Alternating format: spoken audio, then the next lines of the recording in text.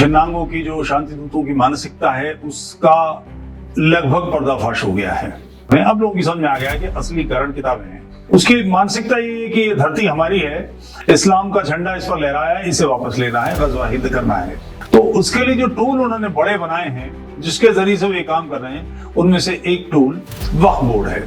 एक तरफ कांग्रेस है और एक तरफ भारतीय जनता पार्टी है। कांग्रेस के पक्ष में ओवैसी, डीएमके के स्टालिन, आप, कम्युनिस्ट पार्टी, अखिलेश यादव, ललुआ यादव, ममता कुलकर्णी, ये सब लोग एक तरफ उसके पक्ष में। कारण सबको इस्लामियों की वोट चाहिए।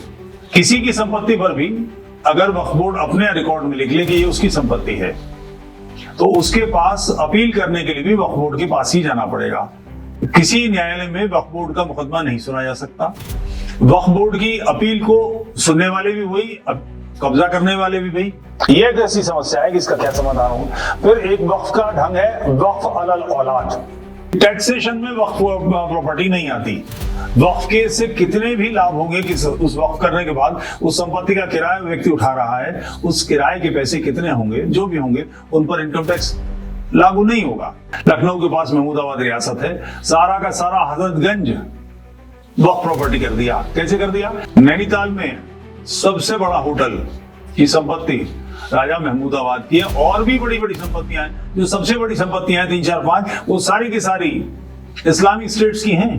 कोई पूछने वाला नहीं। राजा महमूदाबाद की संपत्ति को सुप्रीम कोर्ट से महमूदाबाद के पक्ष में करा दिया था कांग्रेस ने, और उनको लगता था कि विभाजन के बाद उनसे प्रतिकार शोध लिया जाएगा, प्रतिकार किया जाएगा। उन्हें अंदाजा होता कि नेहरू, गांधी की कांग्रेस उनकी आरती उतारेगी, उनके दल में चाटेगी, तो कोई भारत से नहीं जाते। तो वक्फ से फायदा आम मुसलमान का नहीं होता। मोदी सरकार यही लेकर आई है, और ध्यान रहे, आवश्यकता पड़ेगी क्योंकि दूसरा पक्ष तैयार है सड़कों पर उतरने के लिए, तो आवश्यकता पड़ेगी तो आपको मुझे भी सड़कों पर उतरना पड़ेगा। जय हिंद राष्ट्र। वैश्विक स्तर पर ही बहुत स्पष्ट विभाजन समाज में दिखाई दे रहा है। इसका प्रभाव भारत में भी है, यहां भी ऐसी स्थिति है। इसके लिए कई सारे मुद्दे हैं। एक तो बड़ा कारण यह है कि छिन्नांगों की जो शांति दूतों की मानसिकता है उसका लगभग पर्दाफाश हो गया है।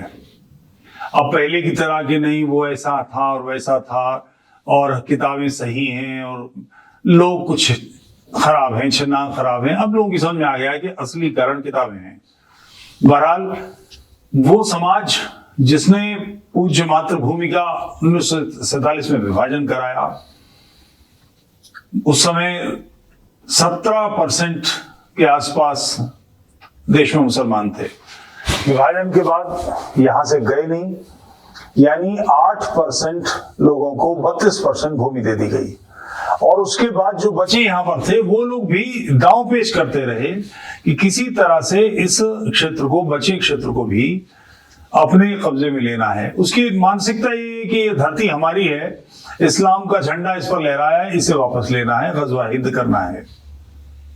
इस मानसिकता के साथ लगातार काम कर रहे हैं, और वो जिस समाज के अंदर ये काम कर रहे हैं, जिस समाज पर इसका सीधे प्रभाव पड़ रहा है, उसकी स्थिति ये है कि वो भक्ति मार्ग के 5.25 क्विंटल के वृषभानु दुलारी के स्नान और होली पर ऐसा कार्यक्रम और ऐसी कथा और वैसी कथा, इस तरह की बेवकूफियों में उलझा हुआ है। उसका परिणाम यह है कि उसका देश जा रहा है, उसका समाज टूट रहा है, उसकी शक्ति टूट रही है। ध्यान रहे, राष्ट्र एक आर्थिक सत्ता है, एक आर्थिक सत्ता भी है, उसकी दुर्गत हो रही है। आखिर जो आज पाकिस्तान है, जो आज बांग्लादेश है, ये भी तो भारत ही था। ये सारे क्षेत्र हमारे हाथ में थे, हमारे लोगों के थे, ये सब हमसे छिन गए। ऐसी स्थिति आ रही है।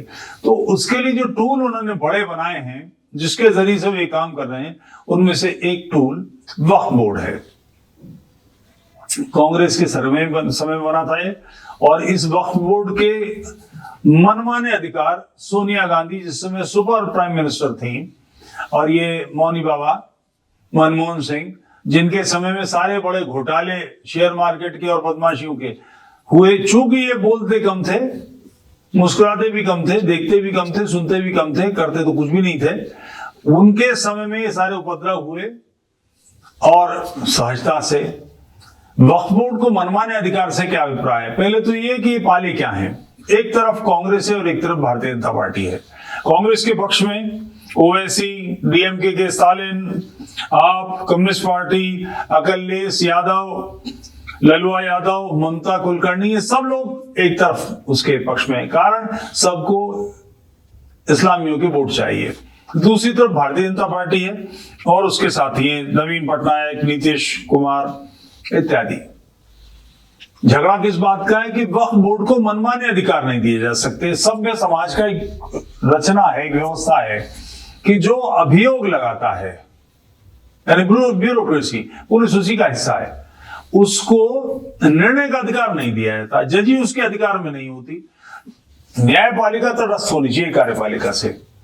कार्यपालिका कुछ भी कार्य करे, मगर व्यक्ति के पास एक अपील करने की, आगे बढ़ के यहां न्याय नहीं मिला तो और आगे जाकर न्याय मिलेगा, इसके लिए कुछ रचना होनी चाहिए। इसलिए ब्यूरोक्रेसी, न्यायपालिका, कार्यपालिका और विधायिका, इन तीनों को एक दूसरे से स्वतंत्र रखा गया है। ये सायास है, सदियों की सोची समझी गई व्यवस्था है। वक्फ बोर्ड ने तीनों काम अपने हाथ में ले रखे हैं। किसी की संपत्ति पर भी अगर वक्फ बोर्ड अपने रिकॉर्ड में लिख ले कि ये उसकी संपत्ति है, तो उसके पास अपील करने के लिए भी वक्फ बोर्ड के पास ही जाना पड़ेगा।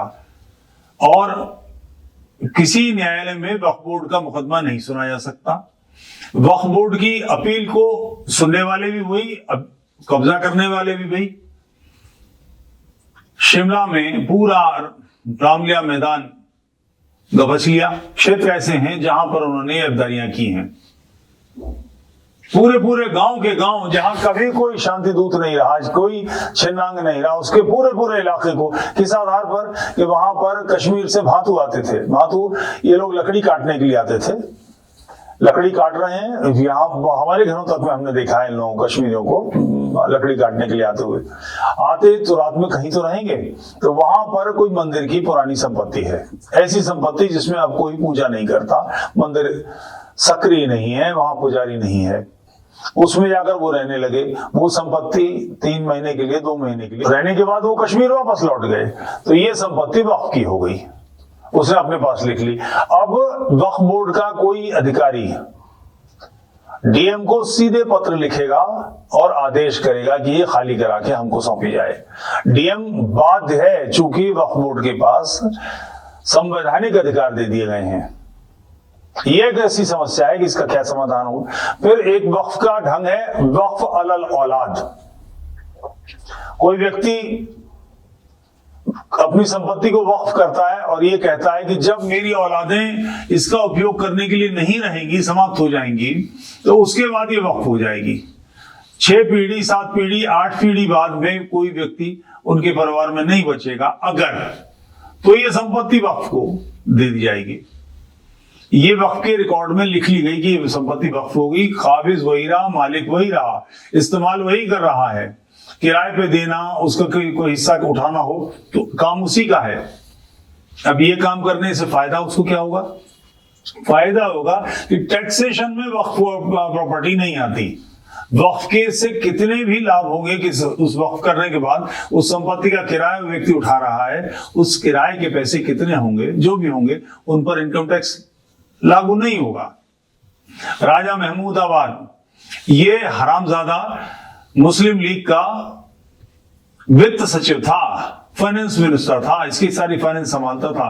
लखनऊ के पास महमूदाबाद रियासत है, सारा का सारा हजरतगंज वक्फ प्रॉपर्टी कर दिया। कैसे कर दिया? क्योंकि महमूदाबाद राजा तो भाग गया था पाकिस्तान, तो ये एनिमी प्रॉपर्टी बननी चाहिए थी, मगर नहीं, उसके 2 भाई यहां रह गए, तो ये यहां जो रहे उनके कारण से उनकी हो गई, वक्फ कर दी। अब वक्फ हो गई, संपत्ति उन्हीं के पास है, उपयोग वही कर रहे हैं, बल्कि वक्फ बोर्ड में के माई बाप भी वही हैं। ऐसी लाखों संपत्तियां भारत भर में उन्हें मिली हैं और उन सारी संपत्तियों को मनमाने ढंग से किसी का कब्जा करा देना, खुर्द-बुर्द कर देना। ऊट पटांग मेन रोड लखनऊ की कल्पना कर सकते हैं, वो वक्फ में लिखी हुई है। जिसकी जो मर्जी आए करे, आप कहीं अपील भी नहीं कर सकते क्योंकि जाना वक्फ के पास ही पड़ेगा। ऐसे गांव जो 150 साल से, 200 साल से, 300 साल से जहां लोग रहते हैं, उस पूरे गांव की संपत्ति को वक्फ में लिख लिया गया। इन बातों के खिलाफ आखिर कोई तो आवाज उठाएगा। तो ये सारा मामला, और मैं बात कहते कहते ये बात पूरी करना भूल गया।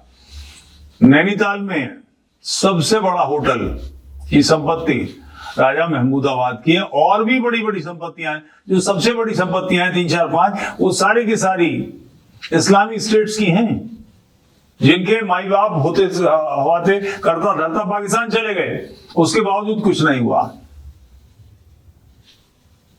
भोपाल की बेगम पाकिस्तान चली गई, जाने से पहले अपनी संपत्ति बड़े पैमाने पे बेच गई, शेष वक्फ कर गई। उनके परिवार के लोग संभाल रहे हैं उसको। उन्होंने कुछ संपत्तियां किसी को बेच दी, जिसकी जो मर्जी है उसने किया। कोई एक आ गया पाकिस्तान से, वो रजिस्ट्री कर गया, पैसे लेके यहां से खिसक गया।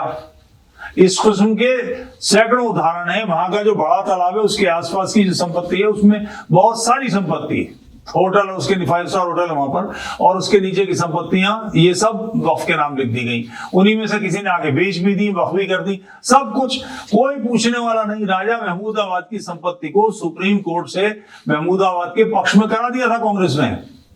ये तो मोदी जी की सरकार ने आकर उस सारी संपत्ति को एनिमी प्रॉपर्टी घोषित कराया, सुप्रीम कोर्ट के निर्णय को निरस्त कराया। परिणाम कि वो सारी की सारी संपत्ति जो एक भारत के पूज्य मातृभूमि के विभाजन कराने वाले, उसका प्रयास करने वाले हत्यारे की थी, वो वापस भारतीय राज्य को मिली। वरना ये सारी की सारी संपत्ति उसके परिवार के लोगों की हो रही थी। ये झंझट डालीगंज में, हजरतगंज में, निशात बाग में, लखनऊ की बड़ी बड़ी कॉलोनीज, ये सारी की सारी नवाब की हैं, राजा महमूदाबाद की हैं। अजीबोगरीब मामला है। पीरपुर हाउस क्या है, पीरपुर वाले की हैं। ये सब नवाबियां थी। 47 के बाद जो यहाँ के आर्थिक रूप से संपन्न मुसलमान थे, बड़े नवाब जागीरदार थे, चूंकि वो सब लोग आगे आगे पेश पेश थे पूज्य मातृभूमि के विभाजन की मुहिम में, और उनको लगता था कि विभाजन के बाद उनसे प्रतिकार शोध लिया जाएगा, प्रतिकार किया जाएगा। उन्हें अंदाजा होता कि नेहरू गांधी की कांग्रेस उनकी आरती उतारेगी, उनके तलवे चाटेगी, तो कोई भारत से नहीं जाते। वो सारे लोग भारत से चले गए, अपने परिवार के कमजोर हिस्सों को संपत्तियां छोड़कर देकर। तो ये एक ऐसी स्थिति है कि वक्फ के लोग बेसिकली, और इससे वक्फ फायदा आम मुसलमान का नहीं होता, जो उसको संभाले बैठे हैं वही कब्जा दूसरे को दिला देते हैं, और बाहर बाहर उसकी पगड़ी मोटे पैसे लेके बैठ जाते हैं। ये एक ऐसी हरकत है जिसका कोई निस्तार ही नहीं, जब तक कि वक्फ बोर्ड के सारे हाथ पैर न काट दिए जाएं, वक्फ बोर्ड के अधिकारों को नष्ट न कर दिया जाए।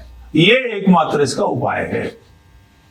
मोदी सरकार यही लेकर आई है, और ध्यान रहे, आवश्यकता पड़ेगी, क्योंकि दूसरा पक्ष तैयार है सड़कों पर उतरने के लिए, तो आवश्यकता पड़ेगी तो आपको मुझे भी सड़कों पर उतरना पड़ेगा। राष्ट्र के हित के लिए, संघर्ष के लिए उद्धत रहिए। जय हिंद राष्ट्र।